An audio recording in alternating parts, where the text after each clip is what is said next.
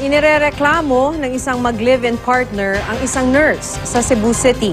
Nilagyan daw kasi ng nurse ng plaster ang bibig ng kanilang bagong silang na anak para pigilan ang pag-iyak nito. Makibalita tayo kay Randy Gurion ng GMA Cebu.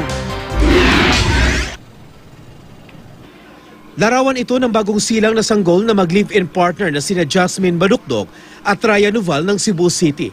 Makikita ang bibig ng bata na may plaster. Ayon sa mga magulang ng sanggol, mismo ang nurse na nagbabantay sa nursery ng Cebu Puericulture Center and Maternity House ang naglagay ng plaster sa bibig ng sanggol. Si baby nakatagilid and then may tape sa mouth niya. So, akala ko may NGT or may oxygen na nilagay sa bibig niya. So, hindi ko muna ginalaw. And then, umupo man ako sa tapat ni baby. So, nakaharap siya sa akin. Nakita ko nawala. Ayon sa ina ng sanggol, nitong Biyernes ng gabi na makita niyang may plaster ang bibig ng kanyang anak. Kaya agad niyang tinanong ang nurse tungkol dito. Sabi man niya na, kasi maingay yung baby ko, iyak ng iyak. Kahit pinadede na, gutom pa din kahit finid na siya.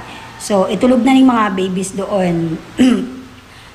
Kaya para sa akin na narinig ko yun, syempre nagulat ako. I wasn't expecting that. Although I'm aware na yung baby ko iyakin. Kinaumagahan na naiparating na mag-live-in partner ang insidente sa pamunuan ng ospital.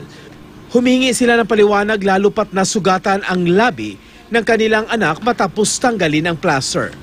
Paliwanag naman ng pamunuan ng ospital. Nilagyan ng nurse ng plaster ang bibig ng sanggol para magsilbing panghawak ng pacifier. Pero hindi kumbensido ang mga magulang ng bata sa katwirang ito. Humihiling sila ng karampatang aksyon laban sa nagpabaya umanong nurse.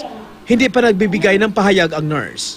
Sa pahayag naman kanina ng pamunuan ng ospital, sinabi nilang iniimbestigahan na nila ang insidente. Wala pang pahayag ang Department of Health at City Health Office kaugnay ng insidente. Randy Gurion, Nagbabalita, Pilipinas.